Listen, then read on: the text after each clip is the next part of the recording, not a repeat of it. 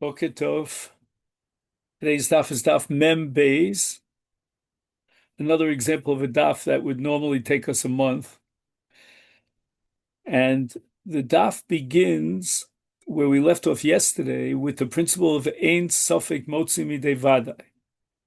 So once you have a Vadai, and you know it's certainly in a situation of Asur or Tome, then in order to undo that assumption, you need another Vadai, but a Sofek is not enough.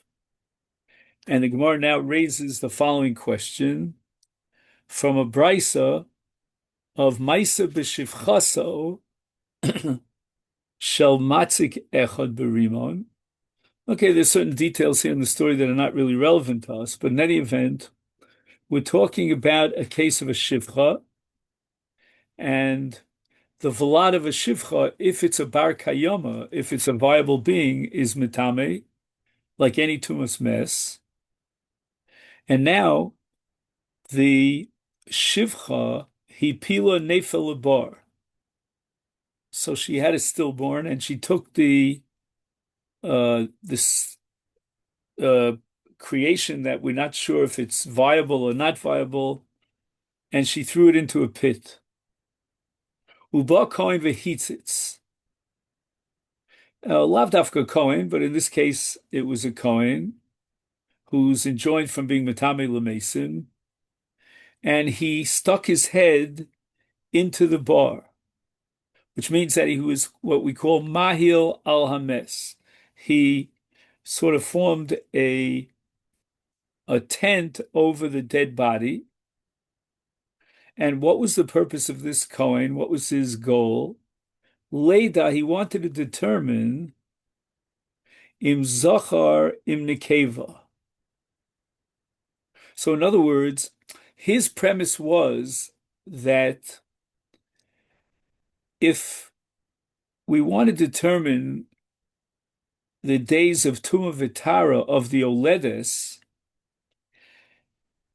and in this case the Shivcha, who has basically the status as a Jewish woman for many, many dinim and not for Yuchsin, but so then we have to determine whether the baby was a male or a female, because the difference between a Yoledes Zachar and a Yoledes Nekeva is that in the case of Yoledes Zachar, she's Tmeah for 1 week, 7 days, and then for the balance of the 40-day period, meaning the next 33 days, all Hadam is Dam Tara.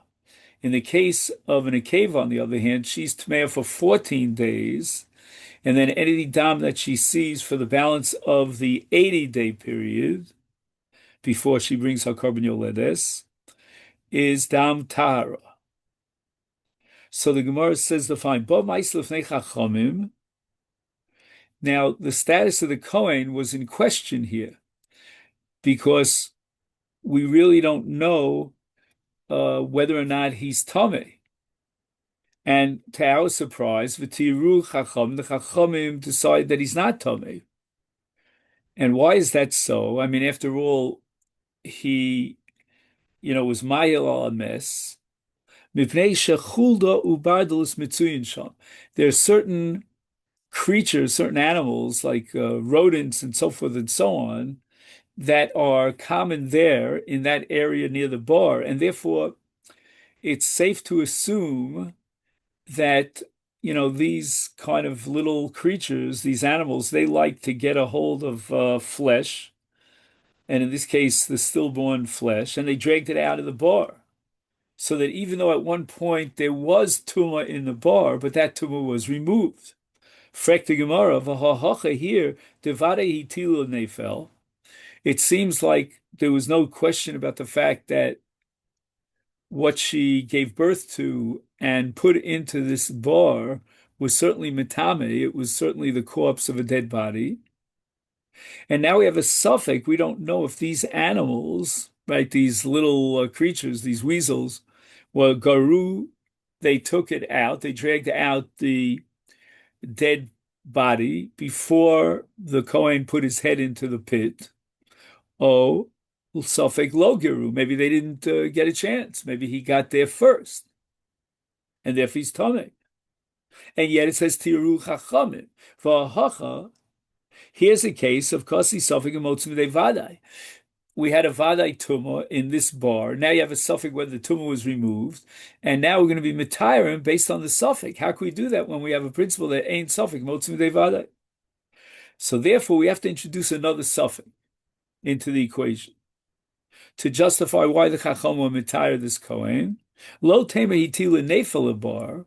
We're not sure if the being that she threw in, that she had a miscarriage and she threw into the pit was definitely viable. Ella Ema, but rather read it as such. Hitila Kimin Nefel bar. It looks like it has a certain similarity to a Nefel, but we're not sure. So we don't know whether or not a corpse ever went in there, because it could be that what she threw in there was not a viable being. It was just, flesh and nothing more. And therefore, we have now two sveikas. Number one, we don't know if what she put into the bar was in fact a nefel, or maybe it was what we call ruach. It was just like air. And even Afil and Tim Salomer, I grant you that it was an Eiffel, but maybe it was dragged away by these weasels. So the Gemara says, wait a minute, it says in the Brisa, when they told the story here, it says, Haleda im Zocher Nekeva Huktani. The only reason that the Kohen popped his head into the bar and he was examining this Neifel was only to determine whether it was a male or a female. But the impression you get from this Brisa is that it was certainly a viable being. And the Gemara answers, Hachi Komar. This is what it means.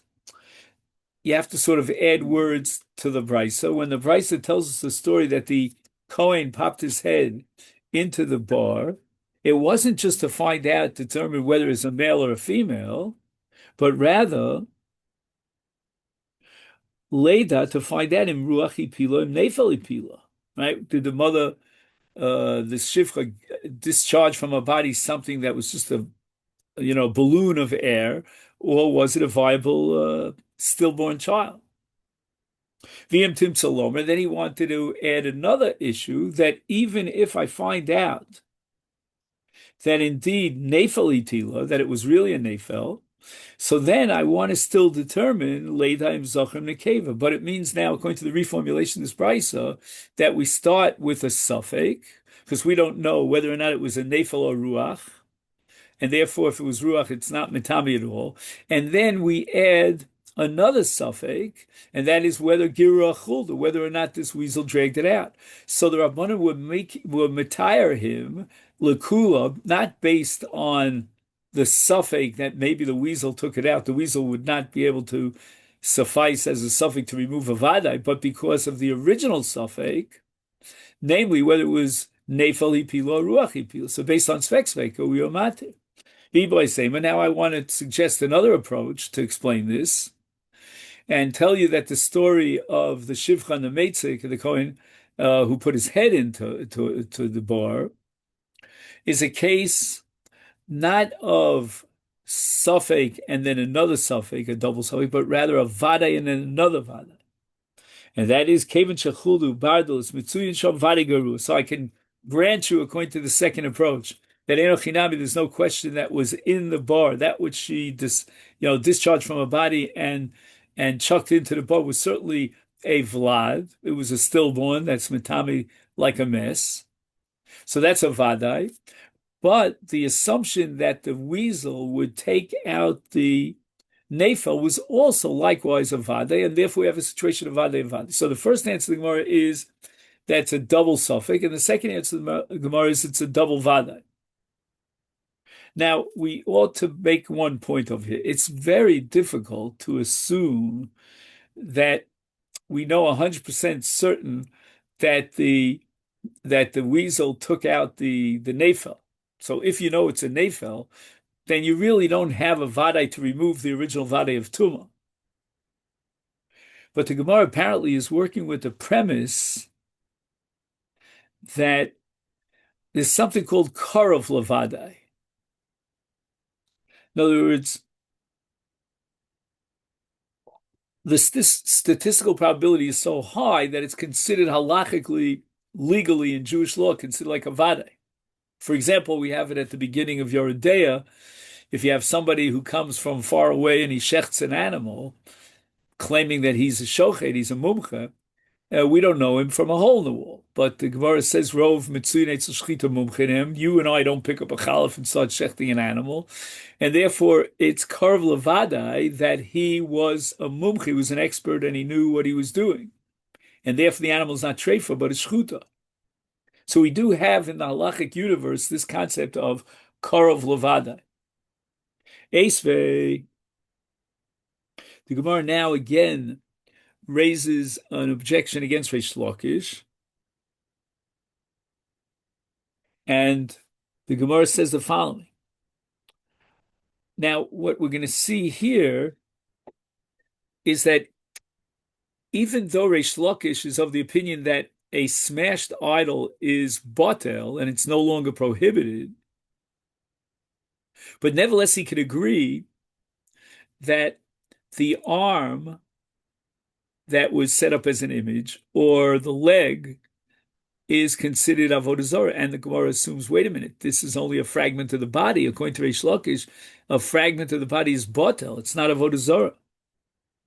So Rabbi Yochanan asks Reish Lakish, Matzah Tavnis, the Mishnah says, you found the image of what? Of a yad, or Tavnis Regel, the image of a foot, Harelu Asurim, Mibnei Shekiyotzu Behem Nava, because very often they use these things as an object of Avodah Zarah.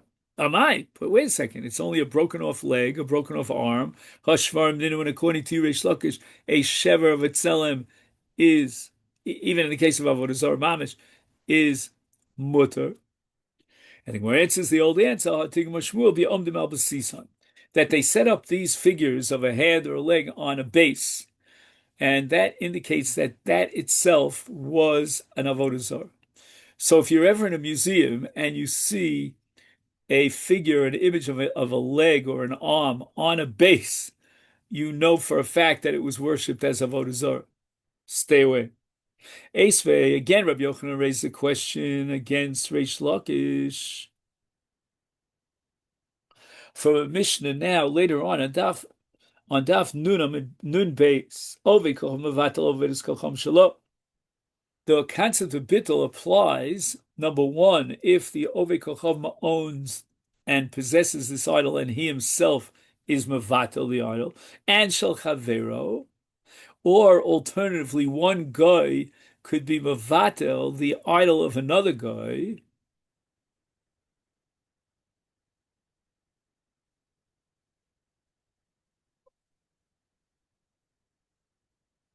However, Yisrael ain't mevatel avodas kochavim shel Ovei Kochavim.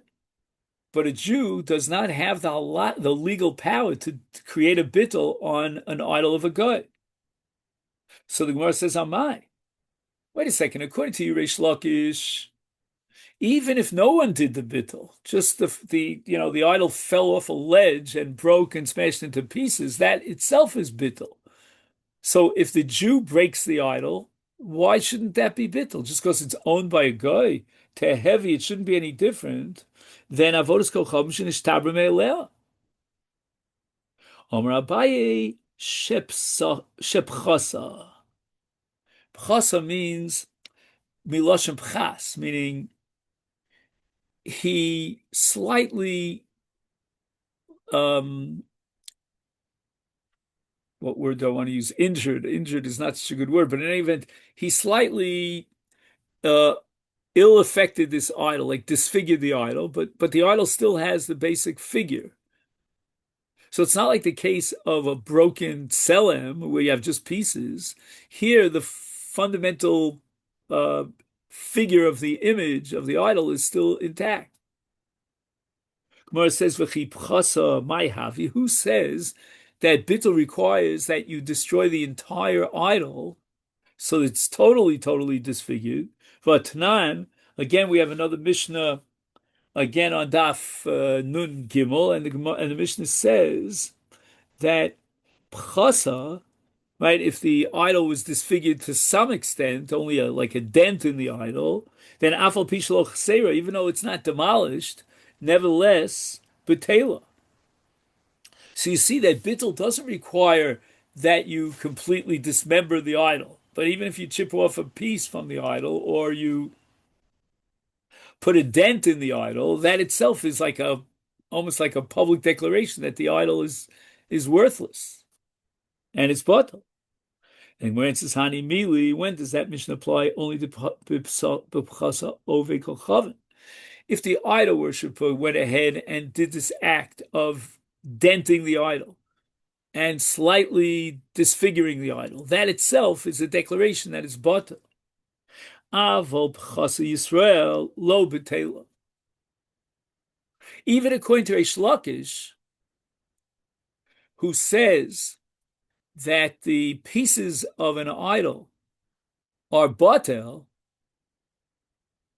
and even though he didn't do that deliberately, it fell off a ledge, and therefore the Jew who does that should be no worse than a ledge, of natural falling. But nevertheless, since we're talking about a case of chasa, we're not talking about a case of destroying and dismembering the idol entirely, but rather only a dent in the idol. Herein lies the difference between a guy and a Jew. The Jew's ability to create bittul is not really a maisa bittul at all. It doesn't come under the legal status of bittul. All the Jew is doing is he's like the wind that blew the idol off a ledge and it broke into pieces. And the Jew is like that wind. But if the Jew just makes a dent in the idol, that's already a maisa bittul. Only a guy could implement a maisa bittul on an idol that's owned by a guy. But a Jew cannot do a bittul, a halachic bittul, on something that's owned by a guy. However, Rav is going to come up with another answer. Says Rav, Olam keep chasi Yisrael nami b'tela. I'm going to assume against Abaye that even in a case of chasi Yisrael, that the Yisrael put a dent into the idol of a guy, that also is bittul. Why? Because the guy is going to ask, how does the Jew, this lowly Jew, have the ability to attack my idol and defeat my idol by making some sort of element of disfigurement in the idol? But rather, the Rabbanim made a gzeira. Gzeira dilma magba love ahodem vatal. When the Jew makes a dent in the idol, is he standing at a distance from the idol and doing a smashing, or does he lift up the idol and then put a dent in the idol? And the difference is that if he lifts up the idol, then he's koneh with a kinyan hagbah. Now, if he's koneh the kinyan hagbah, then who is in possession of this idol? It's now in the possession of the Yisrael. So if the guy's idol is now in the possession of a Jew, the halacha is that once a Jew takes possession of the idol of a guy, there's no longer din of bittul. And therefore, says Rava, we could talk about a case where the Yisrael himself made the dent, and you'll ask us, if that be the case, isn't it batel? And the answer is yes, it really is batel. So what's the issue? The issue is Gzeira d'Rabbana, because how did the Jew implement that act of Pischa? Did he stand at a distance from the idol, or did he lift up the idol? And we're afraid that maybe he lifted up the idol, and therefore the law is that the idol of a guy that's in possession of a Jew doesn't lend itself to bittul. And this has to do with the laws of Avoda Zara and bittul that we haven't yet really, tackled head on, so to speak. But basically, it means that as far as a Jew is concerned, once he has possession of an idol, that's it. There's no bittul. Esfe. Okay. Now, we're about to enter into an entire series of objections that Rabbi Yochanan raised against Reish Lakish. And the Gemara is going to repeatedly give the same answer that we saw in Rava, which means that the Jew did not destroy the idol. He only put a dent in the idol. So, for example, Esvei, Rabbi Yochanan now asks from a brisa of Ovi Kochom Shehevi Avonim Mina Markulis, right? They used to have a major idolatry called Markulis, and in English it's called Mercurius, otherwise known as Mercury, and that star was made into a god. And it's unbelievable. In the physical representation of that god, like we had dragons with faces of, we had a fish, and this and all these different figures. Here, what's there from this Markulis? It's a heap of stones. And how do the idol worshippers worship this heap of stones? They pick up a stone and they throw it at the heap of the stones. And now what happens in this brisa is that the Ovi Kocham brings an entire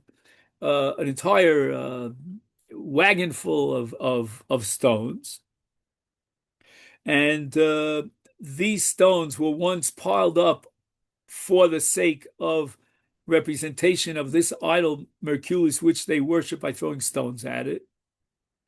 And v'chipa bahem drachim utrashos. He took the stones that used to be part of this idol called Merculis, and they used it to pave a highway. This reminds me so much of the whole issue about reparations. We took money from the Nazis, from the Germans, and we used it to pave roads here in Israel. Anyway, you're not allowed to benefit from anything that's owned by an Amaleki. So the question here is, we're not allowed to benefit from anything that was an idol. And here, the stone that we're using to pave the highways, or the Goyim used to pave the highways, so we want to benefit from those stones by walking and rolling our wagons on these paved highways paved with Markulis, and it's also Bana. So the answer is Mutaros. Why? Apparently because once you separate the stone from the heap of stones, that's an act of bittul. And it's no longer prohibited under Avoda Zara, and therefore you can benefit from it. But Yisrael shehevi avonim in kolos v'chi bein hadrachim chatios asuros. If the Jew brings these stones from the Markulis and uses them in whatever way, it's Osir Bana. It still retains its status of Avodah Zarah. Why should the Jew taking apart the Avodah Zarah be any different than if the Avodah Zarah fell off a ledge and the wind blew it and it smashed into pieces? So according to Yuresh Lakish, who maintain that even if the Tselem, through natural forces, was destroyed and broken into pieces, that's enough to establish bittul. So then the Jew who does the same thing as the wind should be no worse than the wind.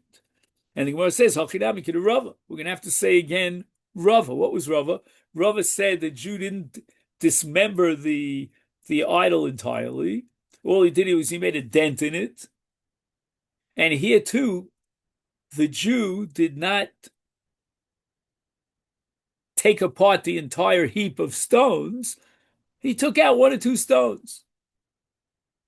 Now, this answer of Hachinami Kider Rav is going to repeat itself over and over again.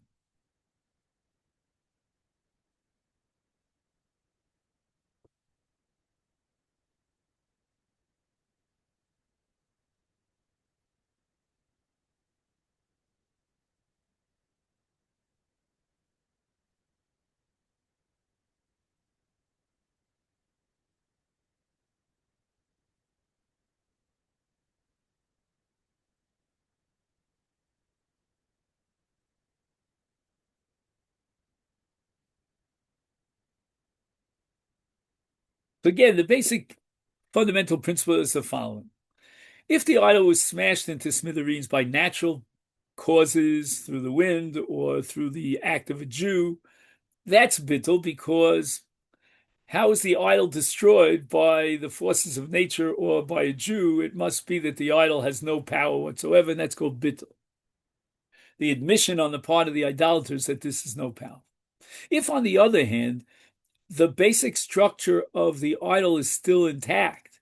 The Jew only sort of took off a chip or a dent, that's something else.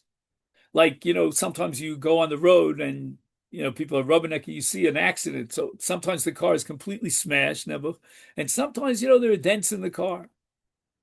So if the Jew only made dents in the car, that's not an automatic bittul. The idol survived, so to speak, and therefore continues to be the object of worship. And the Israel is not capable of doing bittul. And the Gemara is going to repeat this over and over again. Esvei. So he cuts off little chips from a wooden idol. If he did it litzarko, he needs those chips. He v'shipuyeh mutar. The idol itself, and of course the chips, are mutar. That's an act of bittul. Why? Because the guy who possesses the idol insulted the idol, so to speak, by diminishing the idol and chipping it off. However, he did this all for his own benefit. But litzarka, if he was giving the idol a little bit of a haircut, beautifying the idol by chipping off a little piece here and a little piece there so it'll be more presentable, then he asura. As far as the idol itself is concerned, it still remains the object of worship and it still retains its status as avodas kochavim. Because, again, he's not chipping off these pieces of wood because he wants to feed his fire, and therefore he's diminishing the avodas kochavim, and that's an act of bittul. No. He's beautifying the idol. And that's called litzarka.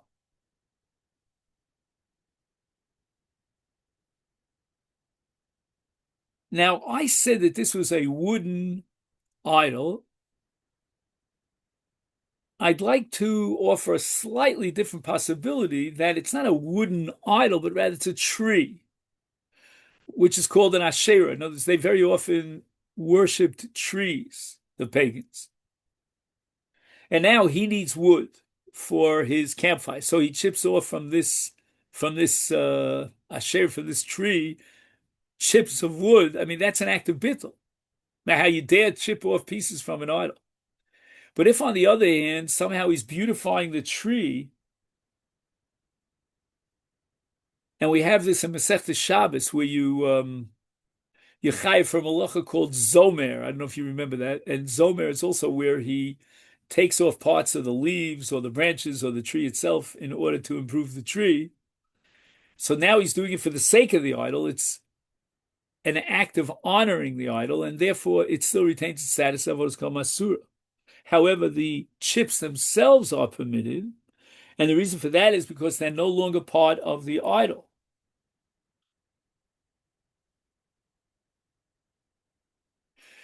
And obviously, he's not going to worship the chips. He worships the tree itself.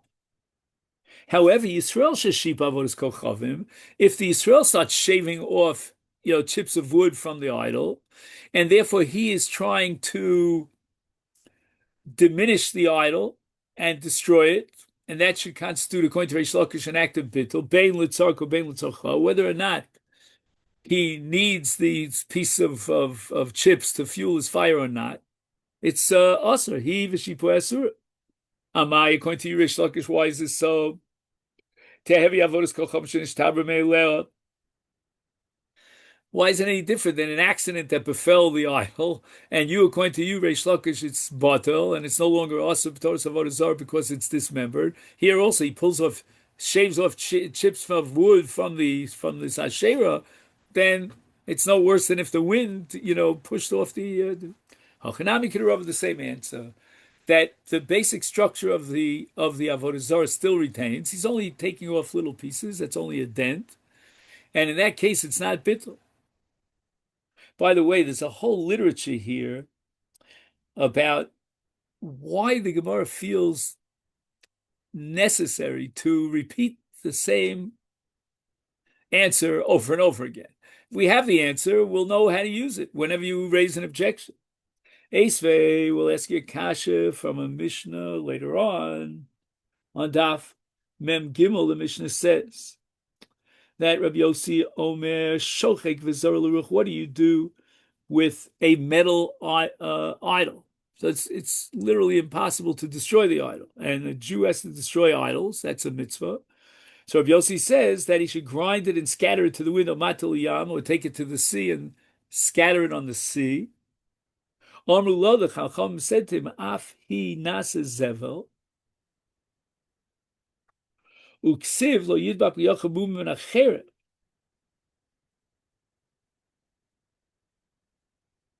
In other words, why do you have to take this, shall we say, pulverized, I don't want to call it ashes, anyway, these little teeny pieces of metal and schlep them all the way to the sea, to heavy kavodas kolcham sh'tabra me'aleh. In other words, the fact that that you actually ground up this this idol, that should be sufficient. And even though the Jew did it, it's not worse than the wind.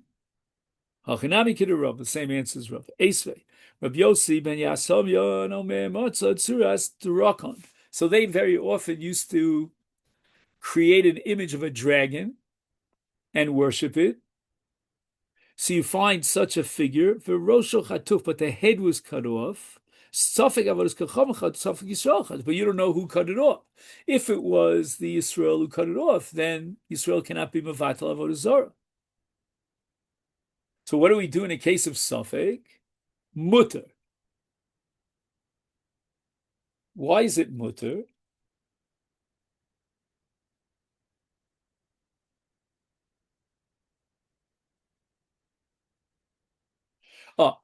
So we have here, says Rashi, a sfek. Number one, we're not sure that this was ever actually worshipped. Maybe it was created, manufactured as an idol, as a dragon, but it was never actually worshipped. And even if it was worshipped, maybe there was a bittul al yedei akum, and the guy himself was the one who cut off the head of this dragon. However, Vada Yisrael Chatacho, if we're absolutely certain that it was Yisrael who cut off the head of the dragon, also, because Yisrael cannot be mevatel the avodas kolchavim of a god. Famai, but according to Yeresh Lakish, it shouldn't be any worse than an idol that fell off a ledge, the wind carried it over, to heavy avodas kolchavim. It was broken automatically, and that itself is bittul, because the idol couldn't protect itself. Obviously, it doesn't have any divine power. And here, the head of the dragon was cut off. How's that so? Why didn't the dragon protect himself? And Hachinami Rav, we can also say here that he took off a little piece of the head of the dragon. He shaved off a little piece, but the head of the dragon still is intact. Another kasha with the same answer. Esvei, Rabbi Yochanan raised the question on Reish Lakish from the Mishnah on Daf Memches. It says over there that Rabbi Yossi Omer Af lo yirakos b'mos hagshamim ifnei shehanevaya no sheres aleha. So we want to know if we could plant vegetables in a field where the Asherah stood, the Avodah Zara stood, and the foliage fell onto the ground, as leaves tend to do, and they served as a, what's the word I want to use? As a fertilizer. So these leaves that fell from the tree that was worshipped by the idolater, those leaves are a fertilizer. And therefore, if you plant vegetables in that garden, and that garden was fertilized by the leaves that came out of an idolatrous tree, then you're benefiting from Avodah Zara. Amai, according to Rish Lakish, Tehevi Kavodas Kocham after all, the leaves broke off. Let's say the wind blew, during the fall, the winds blew and the leaves fell off. So it would be bata. So if the Jew would go ahead and cut off these leaves and they fertilize the ground, why should that be any worse than the wind, according to Rish Lakish? And Gemara answers, Shani Hassam, apparently Gemara could not use Rava's answer because here they actually cut off the leaves completely. But the Ikar Avodas Kocham Payemes. So it's very similar to Rava's answer. What he's saying is, let's differentiate between the tree and the leaves. The tree is the Ikar Avodah Zara. That's really the goof, the essence of what the idol worshippers are worshiping, and the leaves are sort of like an auxiliary, they're secondary. So therefore, since the idol per se, meaning the tree, remains intact, therefore you cannot apply the principle of bittul. It's not like a case where the idol fell off a ledge and broke into small pieces. Here, the idol is basically intact. And we'll soon see that the Gemara is not happy with this answer.